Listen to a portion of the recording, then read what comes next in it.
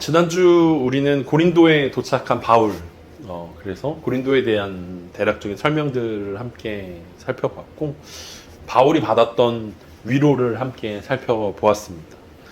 큰 대도시였던 고린도에서 약하고 두렵고 떨었던 바울에게 하나님은 인생의 동역자인 브리스길라와 아굴라를 만나게 하시고, 바울에게 일자리와 잠자리를 이제 제공하셨습니다. 물론 일자리, 잠자리 중요한 게 아니라 브리스길라와 아굴라를 만난 게 더 중요한 일이긴 하지만 어쨌든 그들을 만남으로 자연스럽게 바울에게 그것들이 해결되어지게 되었습니다.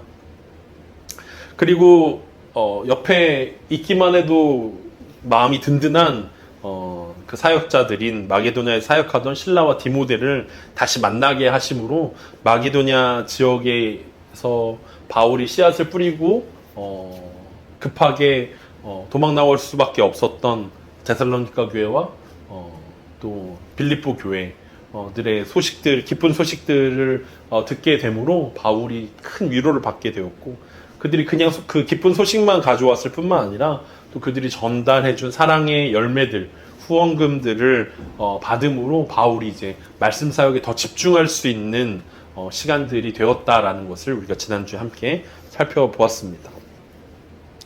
오늘은 또 다른 방법으로 하나님께서 바울을 위로하고 계신데, 어떤 방법으로 하나님께서 바울을 위로하고 계신지 우리가 함께 살펴보길 원합니다. 오늘 본문 7절과 8절입니다. 거기서 옮겨 하나님을 경외하는 디도 유스드라 하는 사람의 집에 들어가니 그 집은 회당 옆이라. 또 회당장 그리스보가 온 집안과 더불어 주를 믿으며 수많은 고린도 사람도 듣고 믿어 세례를 받더라. 바울은 다른 전도여행지처럼 회당을 중심으로 유대인들에게 복음을 증거하였습니다. 안식일의 회당 모임에 참석하여서 구약 성경을 통해서 예언된 메시아가 바로 예수 그리스도라는 사실들을 선포하는 것이 바울이 전도여행을 다니는 곳곳마다 바울이 했던 습관과 같은 일들이었습니다. 그런데 그 바울의 그 구약 성경을 통해서 전달되어진 그 예수님은 메시아입니다, 예수님은 구원자입니다 라는 이 메시지들을 유대인들은 받아들이지 않고 바울을 대적하고 비방하였습니다. 이 정도 반응이면 아마 바울에게 유대인 트라우마가 생길 지경이 아닐까라는 생각들 합니다.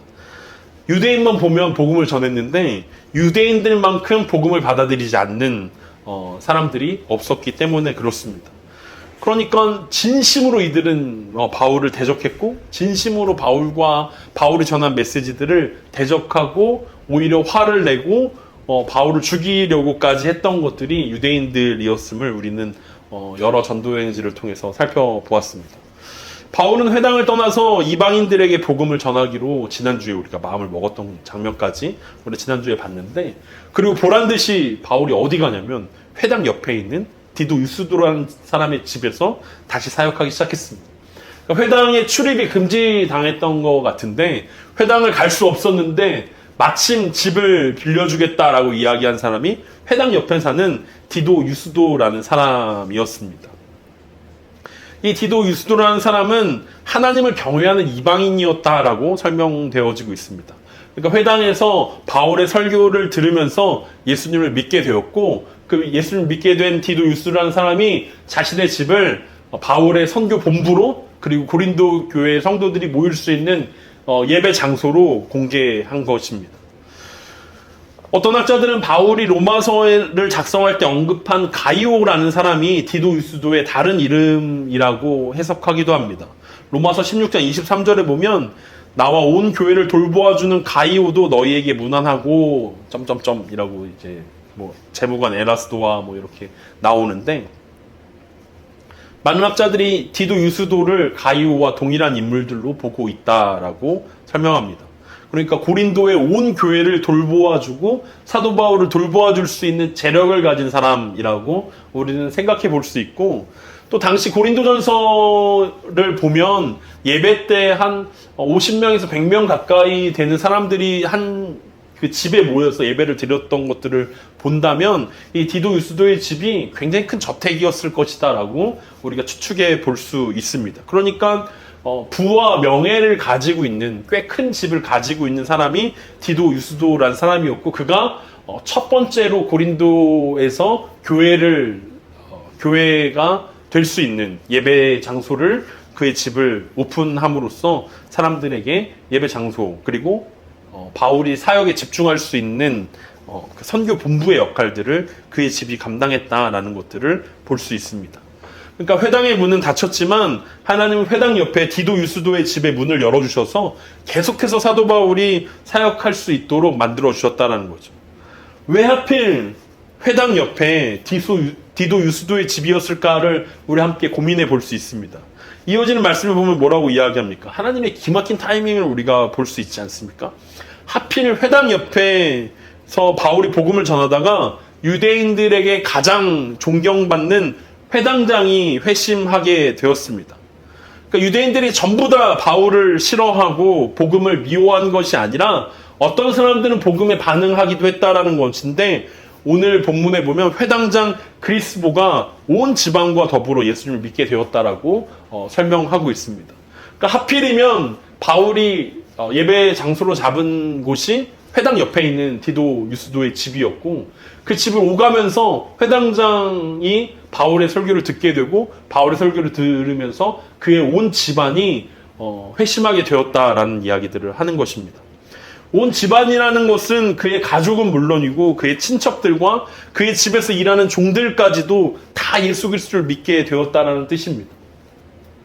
한 명의 영혼이 바뀌게 되었을 때 온 집안이 바뀐다라는 것은 사도행전에서 계속해서 우리 가운데 설명하고 있는 이야기 아닙니까? 고넬료가 회심하게 되었을 때 고넬료의 온 집이 회심하게 되었고 간수장이 회심하게 되었을 때 그 간수장의 온 집이 회심했던 것처럼 오늘 이 18장에서도 회당장 그리스보가 회심함으로 그의 주변에 있는 많은 사람들이 예수님을 믿게 되었다라는 이야기들을 우리 가운데 전달하고 있습니다. 그러니까 우리가 회심하게 되었더니 우리의 온 집안이 우리를 통해서 복을 받게 되었다. 복음을 듣게 되었고 회심하게 되었다라는 하나님의 약속의 말씀으로 우리가 이 말씀을 함께 들었으면 좋겠습니다. 언제가 될지 모르지만 우리를 통해서 온 가족이 하나님께 돌아오게 되는 역사가 일어나게 될 것이다라는 하나님의 약속이라는 것입니다. 유대인뿐만 아니라 수많은 고린도 사람도 복음을 듣고 믿어 세대를 받게 되었다라고 오늘 본문 8절이 설명합니다. 바울이 로마서에서 믿음은 어디서부터 난다라고 이야기했습니까? 믿음이 어떻게 생긴다고 이야기했죠. 로마서에서. 로마서 10장 17절을 보면 그러므로 믿음은 들음에서 나며 들음은 그리스도의 말씀으로 말미암느니라 라고 설명하고 있습니다.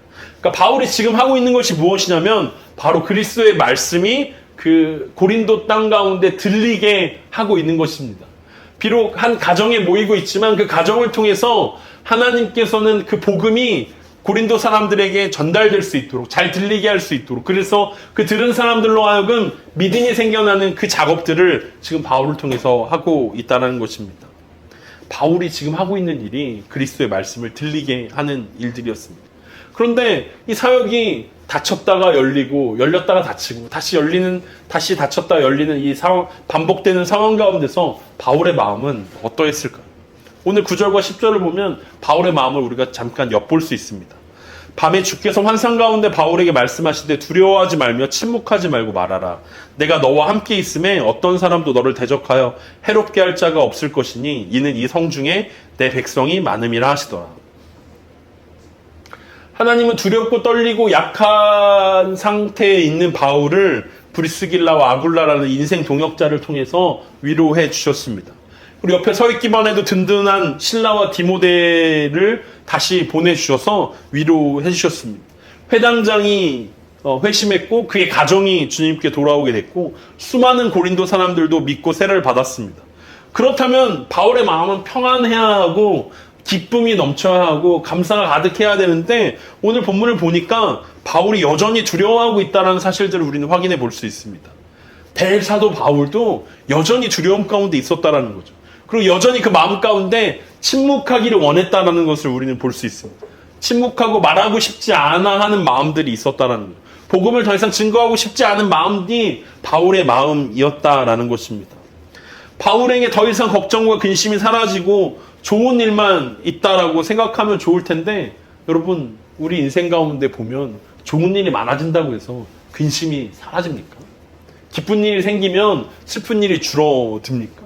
기쁜 일은 기쁜 일이고 슬픈 일은 슬픈 일 아닙니까? 좋은 일은 좋은 일이고 두렵고 근심과 걱정과 염려가 있는 것들은 여전히 우리 마음 가운데 있다라는 것을 생각해 볼 수 있습니다. 바울 안에 여전히 두려움들이 남아 있었다라는 거죠. 천하의 사도 바울이었지만 그도 사람이었습니다. 언제까지 고린도에서 이 사역이 지속될 수 있을지 그 자신조차 장담할 수 없었다라는 거죠. 비록 회당장이 회심하게 되었고 그의 온 가족이 돌아오게 되었지만, 그리고 많은 사람들이 예수님을 믿게 되고 세례를 주었지만, 바울의 사역은 언제든지 그만 멈출 수밖에 없는 상황이 될 수도 있고, 또 데살로니가처럼 폭력배들을 유대인들이 동원해가지고 바울을 죽이려고 쫓아다닐 수 있는 상황들이었습니다. 그래서 늘 쫓기며 불안한 상황 가운데 바울은 여전히 두려움 가운데 있었다라는 것을 우리는 생각해 볼 수 있습니다. 늘 불안한 상황 가운데 있는 바울에게 주님은 환상 중에 나타나셨습니다. 바울이 다메섹으로 그 예수 믿는 사람들을 핍박하러 가던 중에 환상 가운데 예수님을 만나서 바울이 회심하게 되었었는데, 이번에도 똑같이 바울에게 환상 중에 예수님이 나타나셔서 말씀해 주십니다. 뭐라고 말씀하셨습니까? 두려워하지 말아라. 바울 안에 있는 두려움 가운데 두려워하지 말라라고 말씀하고 계십니다. 이것이 비단 바울만을 위한 말씀이겠습니까? 그렇다면 뭐하러 누가가 이 사도행전에 이 말씀을 기록해 놓았겠습니까? 세상에서 두려워하고 떨고 있는 우리를 향해서도 예수님은 여전히 동일하게 말씀하고 있다는 것입니다. 바울에게 두려워하지 말라고 말씀하신 주님께서 오늘 우리에게도 동일하게 두려워하지 말라고 말씀하십니다. 우리가 잘 알고 있는 예배를 시작하면서 읽은 여호수아 1장 9절 말씀, 여러분 우리가 잘 기억하고 있지 않습니까? 내가 내게 명한 것이 아니냐, 강하고 담대하라, 두려워하지 말며 놀라지 말라, 내가 어디로 가든지 내 하나님 여호와가 너와 함께하느니라 하시니라. 여러분, 우리가 이 말씀의 배경을 우리가 잘 알고 있습니다. 출애굽으로부터 40년 동안 이스라엘 백성들을 인도하던 모세가 죽고 여호수아가 새로운 리더가 되었을 때 바로 하나님께서 여호수아에게 하셨던 말씀입니다. 사실 여호수아는 모세 옆에 붙어 있었다 뿐이지 모세처럼 홍해 바다를 가른 적도 없고 반석에서 물을 내본 적도 없는 사람이었습니다. 그러니까 그런 여호수아에게 하나님은 담대하라, 두려워하지 말라, 내가 너와 함께하느니라 라고 말씀하신다고 해서 여호수아의 마음이 어떤 이렇게 정말 강하고 담대한 마음으로 바뀌거나 두려워하는 마음들이 사라지는 것이 사실 힘들 수도 있다는 생각들을 합니다. 그럼에도 불구하고 하나님 여호수아에게 강하고 담대하라고 말씀하십니다. 내가 너와 함께 할게 라고 약속해 주셨습니다. 사실 이집트에서 모세가 10가지 재앙을 일으켰지만 그 10가지 재앙을 일으킨 것은 모세가 아니라 모세와 함께하고 계신 하나님이셨습니다. 홍해바다를 가른 것도 반석에서 샘물을 터뜨린 것도 모세가 한 것이 아니라 모세와 함께한 하나님이 함께 하셨기 때문에 가능한 일들이었다는 것입니다. 그래서 여호수아에게 하나님께서 말씀하신 것이 바로 이것입니다. 그 하나님이 너의 하나님이고 내가 너와 함께 하겠다라고 말씀해 주셨다는 거죠. 모세와 함께 하셨던 하나님이 여호수아와 함께 하겠다고 말씀하셨고, 여호수아와 함께 하셨던 하나님이 오늘 바울과 함께 하겠다라고 말씀하십니다. 그리고 이 말씀을 우리가 보고 듣고 있는 우리에게도 여전히 하나님은 동일하게 말씀하신다는 거죠. 사실 우리 삶 가운데 여러 가지 힘들고 어려운 일들이 있을 수 있지만, 두렵게 하고 근심하게 하고 약하게 하고 떨게 하는 일들이 있을 수 있지만, 사실은 하나님과 함께 한다라는 그거 하나면 끝났다라고 우리는 고백할 수 있어야 된다라는 거죠. 내가 원하는 대로 인생이 풀려지지 않을 수 있지만 하나님만 함께 하신다면 그것으로 우리는 충분하다라고 고백할 수 있을 것입니다. 그러면서 하나님 바울에게 침묵하지 말고 계속 복음을 말하라고 명령하시면서 안전을 약속하십니다. 어떤 사람도 너를 대적하여 해롭게 할 자가 없을 것이다 라고 약속하셨습니다. 바울이 할 일은 두려워하거나 놀라는 것이 아니라 복음을 전하는 일이라고 명확하게 하나님께서 바울에게 그 정체성을 말씀해 주십니다. 그러면 나머지는 하나님께서 책임지시겠다라고 약속하고 계십니다. 그러면서 예수님은 환상 중에 바울에게 놀라운 말씀을 하십니다. 이 성 중에 내 백성이 많음이라. 바울이 두려워했고 떨었고 약했던 이유는 이 70만이나 되는 고린도에 있는 사는 그 시민들과 그 고린도 시민들이 행했던 음행함과 그들의 우상숭배와 그들의 죄악 가운데 압도당했던 바울에게 여전히 하나님은 이곳 가운데 하나님의 백성이 많다라는 사실들을 알려주고 계십니다. 우리가 잘 알고 있는 열왕기상 19장에 보면 엘리야가 갈멜산에서 바알 선지자 450명과 아세라 선지자 400명을 죽인 이후에 엘리야가 두려워 떨고 있지 않습니까? 아합 왕과 이세벨 왕비가 자기를 죽이려고 한다고 하나님께 목숨을 걷어달라고 기도하기까지 했던 상황들을 우리는 잘 알고 있습니다. 그때 하나님께서 하셨던 말씀이 뭡니까? 바알에게 무릎 꿇지 아니하고 바알에게 입맞추지 아니한 7,000명을 내가 남겨두었다라고 말씀해 주셨던 것처럼 하나님은 이 고린도라는 이 음란한 도시 가운데 여전히 하나님의 백성이 많다라는 말씀을 해 주신 것입니다. 그러니까 바울이 네가 지금 떠나야 될 때가 아니라 넌 지금 머물러야 될 때다. 그리고 자신 있게 하나님의 말씀을 선포해야 되는데 왜냐하면 이곳에서 여전히 할 일이 많기 때문인데 그 사람들에게 하나님의 백성이라는 사람들에게 하나님의 백성에 대한 이야기들을 해 주어야 한다라고 말씀하고 있습니다. 왜냐하면 눈에 보이진 않지만 하나님의 백성이 고린도 땅에 많이 있기 때문에 그렇습니다. 바울에게도 하나님은 고린도에 여전히 하나님의 백성이 많기 때문에 멈추지 말라라고 말씀하고 계십니다. 하나님의 말씀에 힘을 입은 바울은 고린도에 남게 되었습니다. 그리고 하나님의 백성이 얼마나 많은지 확인하는 시간을 갖게 되었습니다. 그게 11절 말씀입니다. 1년 6개월을 머물며 그들 가운데서 하나님의 말씀을 가르치니라.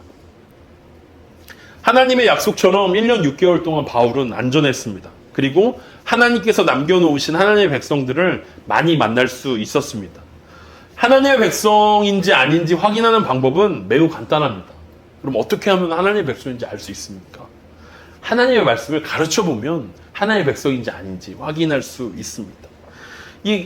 그러니까 그 병원에서 보통 드라마 같은 데 보면 병원에서 의사가 이제 죽었는지 살았는지 확인하는 법 있지 않습니까? 눈을 이렇게 열고 후레쉬로 비춰보면은 이 사람이 죽었는지 살았는지 알 수 있지 않습니까? 반응하면 살아있는 거고 반응이 없으면 죽은 사람인데 이 고린도라는 이 도시 가운데서 많은 사람들 가운데 말씀을 가르쳐 보면 그러니까 복음을 선포하면 이 선포된 복음에 반응하냐 그럼 하나님의 백성이다라는 거죠. 반응하지 않냐 이런 죽은 사람이고 하나님의 백성이 아니다라는 이야기가 될 것입니다. 그래서 바울은 1년 반 동안 이 고린도라는 곳에 남아서 복음의 빛을 비춰 주었다는 것입니다. 정말 살아있는 사람들인가? 하나님의 백성이 맞는가? 이 사람들 가운데 얼마나 많은 사람들이 하나님의 백성인가를 확인하는 시간들로 삼았다는 것입니다. 바울은 복음을 전했을 뿐만 아니라 그들에게 말씀으로 잘 양육시켰습니다. 나중에 로마서와 고린도 전서에 보면 여러 동역자들이 문안하는 것들을 보게 되는데 수많은 동역자의 이름들을 우리는 확인해 볼 수 있습니다. 그 중에 대표적인 사람들이 누굽니까? 바로 브리스길라와 아굴라 부부 아니겠습니까? 바울과 동고동락하면서 하나님의 말씀을 얼마나 잘 배웠는지 에베소라는 곳에 가서 구약 성경에 능통한 아볼로를 만난 브리스길라와 아굴라는 그를 데려다가 다시 바울에게 배웠던 말씀을 알려줍니다. 그리고 아볼로가 아가야 지방으로 건너가서 다시 고린도 교회를 자라나게 하는 것이 이 바울이 얼마나 1년 반 동안 고린도 교회를 잘 섬겼는지 그리고 제자 훈련을 잘 마쳤는지를 우리 가운데 보여줍니다. 그러니까 바울이 고린도 교회에 보냈던 편지를 살펴보면 나는 심었고 아볼로는 물을 주었으되 라고 고백할 정도로 아볼로라는 사람이 대단한 사람이었는데 그 사람을 브리스길라라는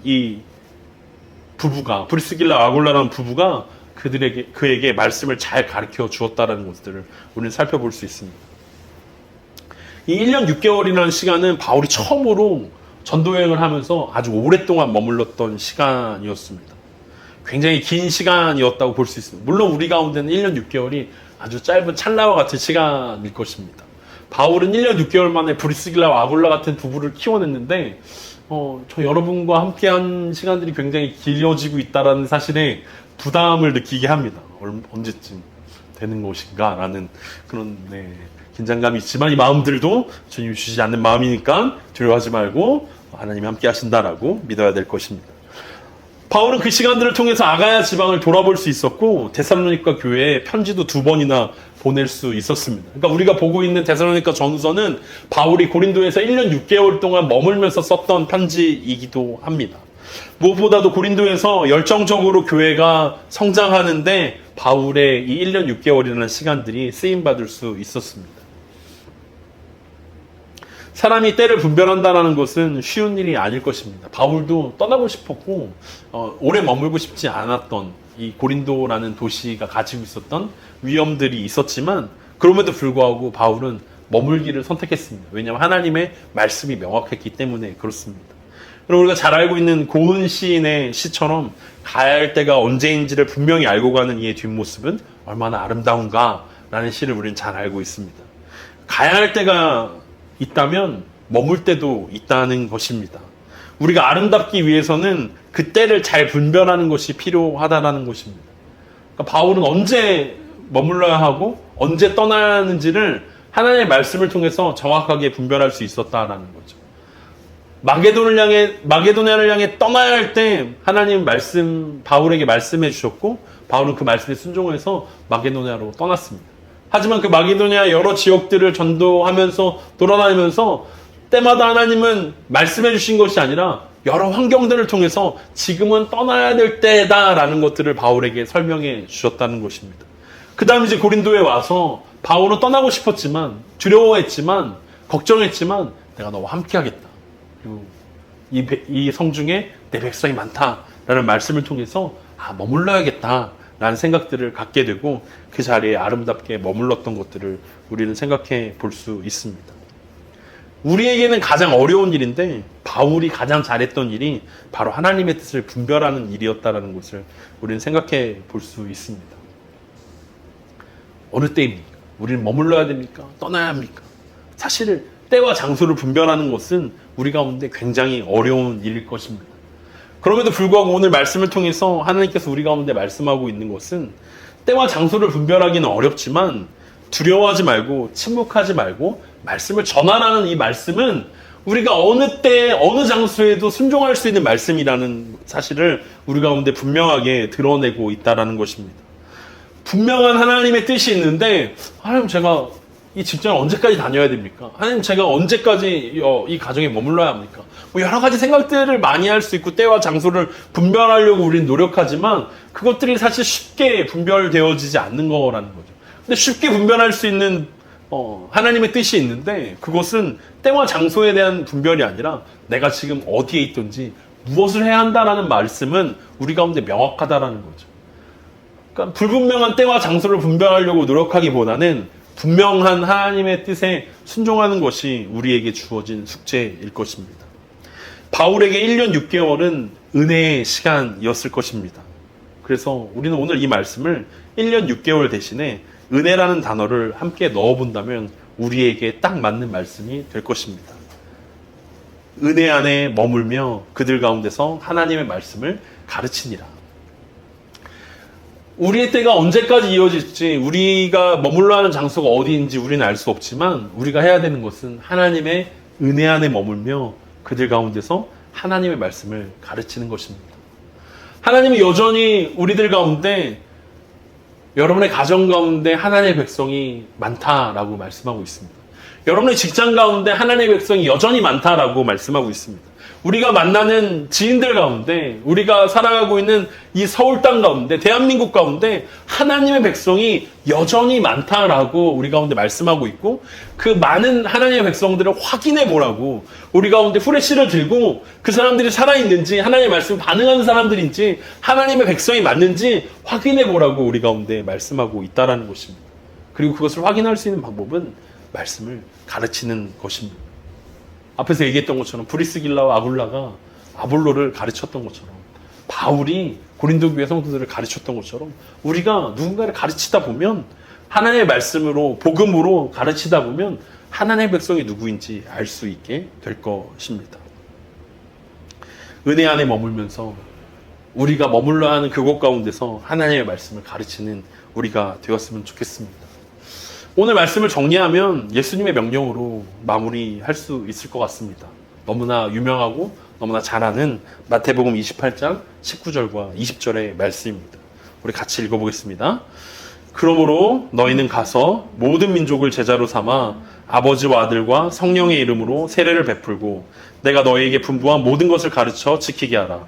볼지어다 내가 세상 끝날까지 너희와 항상 함께 있으리라 하시니라. 하나님이 바울에게 말씀하셨던 것은 바울이 혼자만의 생각이 아니라 예수님의 가르침이었고 예수님의 말씀이었습니다. 예수님의 말씀을 그대로 실천한 것이 바울의 삶의 모습이었다라는 거죠.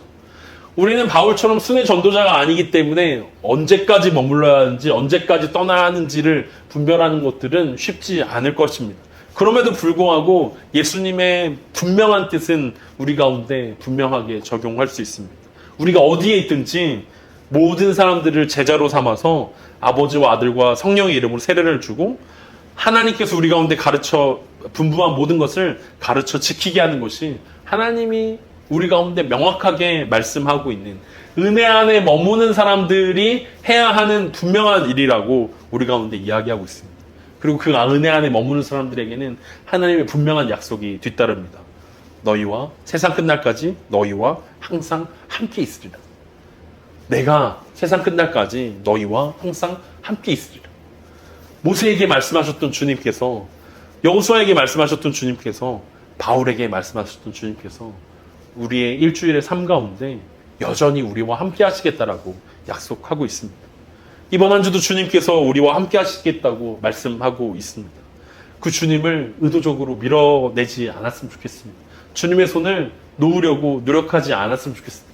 주님과 함께 하기엔 우리의 삶이 너무나 바쁘고 분주합니다. 주님과 함께 걸어가기엔 내 삶이 너무 거룩하지 못한 삶들입니다. 그래서 주님과 함께 하기엔 너무 부담스럽습니다. 라고 우리가 의도적으로 예수님의 손을, 예수님의 임재를 멀리 떼어 놓으려고 노력하기보다는 주님을 잃어버리지 말고 주님 손 꼭 붙잡고 우리가 있는 그곳 가운데서 하나님의 백성들을 확인하면서 말씀을 가르치고 말씀을 삶으로 증명해내고 주님과 함께하고 있다라는, 그래서 내가 여전히 은혜 안에 머물고 있습니다. 내가 살아가고 있는 이 모든 시간들이 주님의 은혜 안에 머무는 시간들입니다. 라고 고백할 수 있는 저 여러분 되기를 간절히 소망합니다.